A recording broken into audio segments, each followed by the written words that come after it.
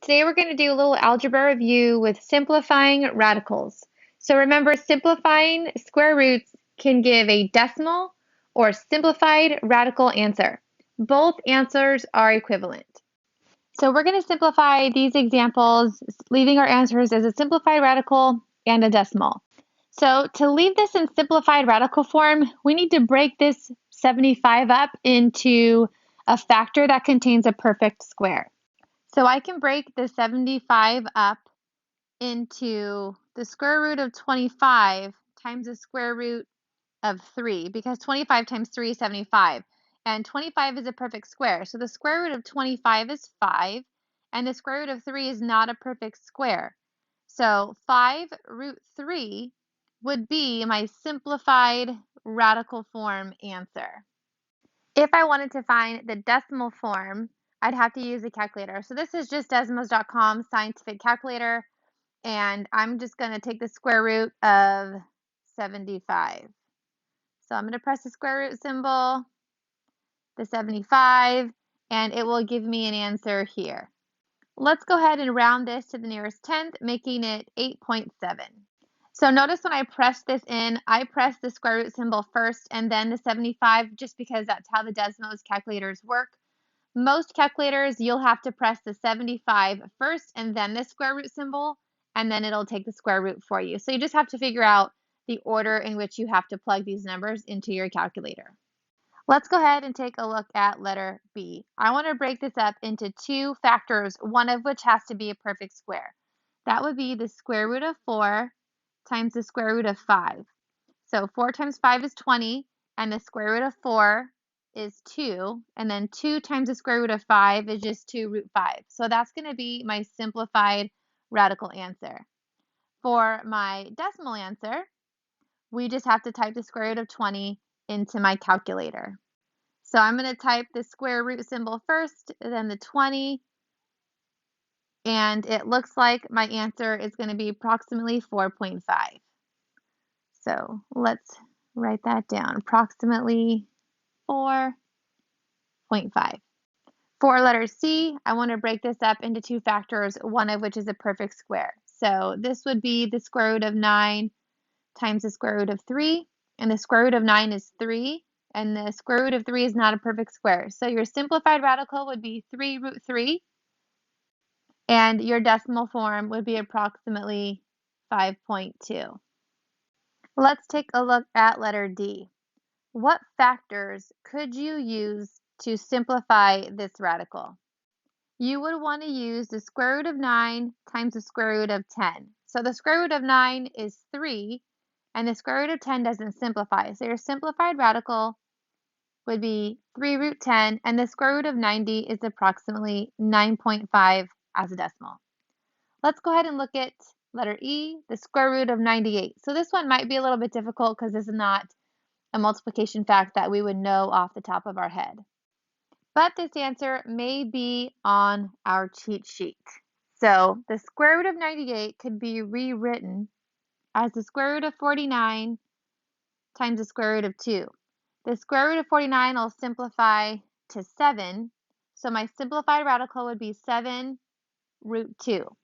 Your decimal answer would be approximately 9.9. If you look at letter F, we can break letter F up into the square root of 100 times the square root of 3. The square root of 100 will simplify to 10. So my simplified radical is going to be 10 root 3. The decimal answer will be approximately 17.3. So for the rest of the chapter, all of our answers are going to have to be in simplified radical form. So we're going to spend the rest of this lesson simplifying radicals. Remember, there is a little invisible 2 right here. So if I have the square root of a number, there's always going to be a 2 right here. So if I can rewrite this number, or whatever this power is an even power, we're going to divide these two to get a simplified answer. So let's take a look at number 1.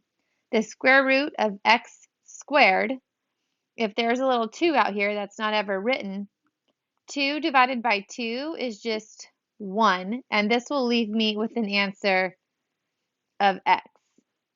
Let's take a look at number 2. We can rewrite this as the product of the square root of 9 times the square root of x squared. So the square root of 9 is 3, and the square root of x squared is just x. So your answer for number 2 is going to be 3 times x.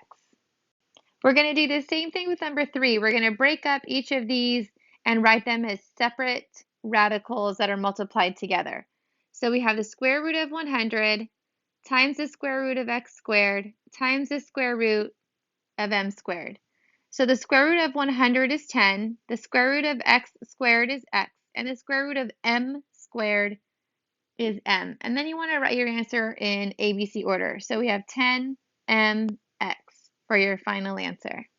Let's take a look at number 4. We're still going to break this up into the square root of 25 times the square root of x. So the square root of x won't simplify. So x squared simplifies because this 2 divided by that 2 will leave me an x. But this doesn't have an even exponent, so this does not get simplified. But the square root of 25 does. So the square root of 25 is 5. And because the square root of x didn't get simplified, my final answer for this one would be 5 root x. Now let's take a look at number 5. We have 7 times x to the 6th power. So we're going to say the square root of 7 multiplied the square root of x to the 6th. So remember, I said there's a little 2 here that no one ever writes. So there's a little 2 there. And when you're simplifying the radical, you take this exponent under the radical and you divide it by this root. So when you're simplifying this, you end up doing x to the 6th divided by 2. So 6 divided by 2 is 3. So this will simplify to x cubed. The square root of 7 does not simplify. So your final answer for this one would be x cubed root 7. Let's take a look at number 6. We have 4 times x to the 10th times m. So anytime you have an even exponent under the radical, it's nice because we're just going to divide it by 2. So let's write these as separate factors. We have the square root of 4 times the square root of x to the 10th times the square root of m. So we have the square root of 4 is 2. What will the square root of x to the 10th simplify to? If there's a little invisible 2 right here, x to the 10th will be x to the 10 divided by 2. So x to the 10th will simplify to x to the 5th, and then the square root of m will not simplify. So your answer for number 6 is 2x to the 5th multiplied by the square root of m. Now let's take a look at number 7. We have the square root of 12 multiplied by the square root of x squared. So the square root of 12 is not a perfect square, but I know I can break this 12 up into some factors that contain a perfect square. So the 12 can be broken up into the square root of 4 times the square root of 3. And then the square root of 4 is 2. The square root of 3 does not simplify. So the square root of 12 can simplify to 2 root 3. And then you have the square root of x squared. That will simplify to just x. Notice I have a 2 in front of a radical, and then I have an x. So you end up bringing both of these to the front, and your final answer would be 2x root 3 because everything is being multiplied together. Let's take a look at number 8. Notice there's already a 7 that's in front. So this 7 is being multiplied by root 20x to the 12th. So I'm just going to break this up. So we have 7 times the square root of 20 times the square root of x to the 12th. Now let's start simplifying our radicals. So the square root of 20 can be broken up into the square root of 4 times the square root of 5. So the square root of 20 will simplify to 2 root 5. The 7 we're just going to leave out, and then the x to the 12th will simplify to x to the 12 divided by 2. So 12 divided by 2 is 6. So we have x to the 6th. So when you have all these terms that get simplified, all of these terms get multiplied together and brought to the front of the radical. So we have 7 times 2, which is 14, and 14 times x to the 6th is just going to be 14 x to the 6th. And whatever radicals you have left, you'll just put those at the end because they did not get simplified. Let's take a look at number 9. We have 3 multiplied by root 40x to the second power m squared. So let's break this up into 3 multiplied by the square root of 40 multiplied by the square root of x squared multiplied by the square root of m squared. So now we need to simplify the square root of 40. The 40 can be broken up into the square root of 4 times the square root of 10. So the square root of 4 is 2. So the square root of 40 simplifies to 2 root 10. So the 3, just bring it down. Then the square root of 40 is 2 root 10. The square root of x squared is just going to be x. And the square root of m squared is just going to be m.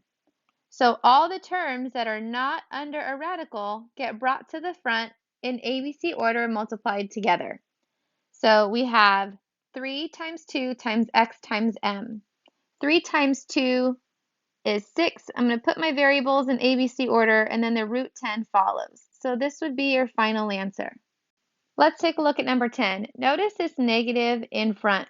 That simply means a negative 1 is multiplied by this entire expression. So we have negative 1 multiplied by the square root of 50 times the square root of x times the square root of m squared. How would you simplify the square root of 50? The square root of 50 can be broken up into the square root of 25 times root 2. So that's going to be 5 root 2, all of that multiplied by negative 1. The square root of x does not get simplified, and the square root of m squared is just going to be m. So you're going to multiply all of the things that are not under a radical. So we have a negative 1, a 5, and an m that are not under the radical. So that comes to the front. Notice this time we have a root 2 and a root x that are still under the radical. So because I have 2 terms under the radical, you can write them together as 2x. This would be your final answer. So number 11 has lots of separate terms underneath the radical. Notice we have an odd exponent right here. So we're going to have to rewrite that one.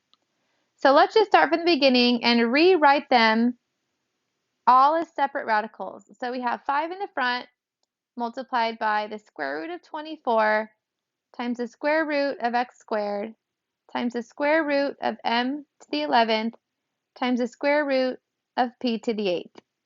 Now I'm just going to work my way from left to right, simplifying all of these radicals.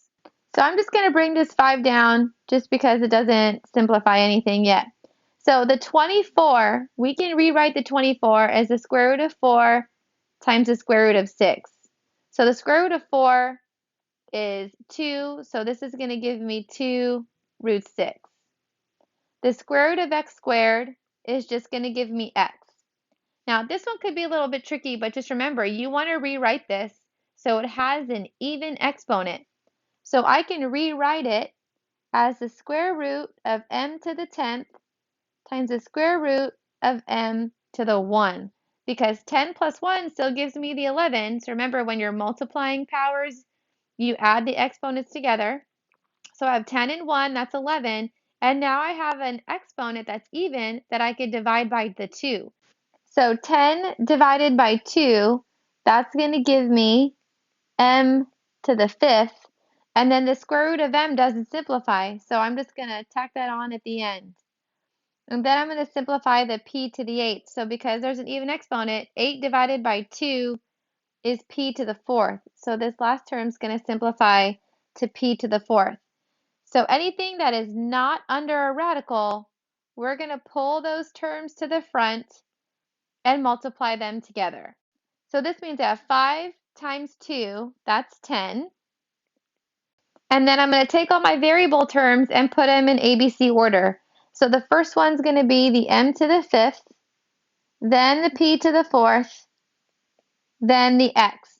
And then anything that is still under a radical, which would be a square root of 6 and a square root of m, you're going to combine those together and put them under the radical as 6m. This would be your final answer. Now let's take a look at number 12. We have negative 2 times the square root of 72x to the 4th m to the 9th. So let's break all of this up into some single radicals. So the negative 2 just comes to the front. Multiply that times the square root of 72 times the square root of x to the 4th times the square root of m to the 9th. Now we're just going to simplify each of these radicals separately as we work from left to right. So the negative 2 won't simplify. The square root of 72, I believe that one is on our cheat sheet that we did a while ago. So the square root of 72 simplifies to 6 root 2, and that comes from the square root of 36 times the square root of 2. Then the square root of x to the 4th, because this is an even exponent, I can divide it by 2. So x to the 4th will simplify to x squared, because 4 divided by 2 is squared. This one is not an even number. How would you rewrite this so we have an even number exponent under the radical? You would want to rewrite this as the square root of m to the 8th power times the square root of m. So that means I have 8 plus this 1. That would give me 9. And now I have an even number that I could divide by 2. So 8 divided by 2 is 4. So this will simplify to m to the 4th root m. Next, let's take a look at all of our terms that are not under a radical. It helps to highlight them together so we know what we have to multiply. So we have negative 2 times 6. That's going to give me a negative 12. And then the variable terms we put in ABC order. So the m to the 4th will come next. Then the x squared. And then anything that's under the radical will stay under the radical in my answer. So that means I'm going to have the square root of 2 times m under my radical. This would be your final answer.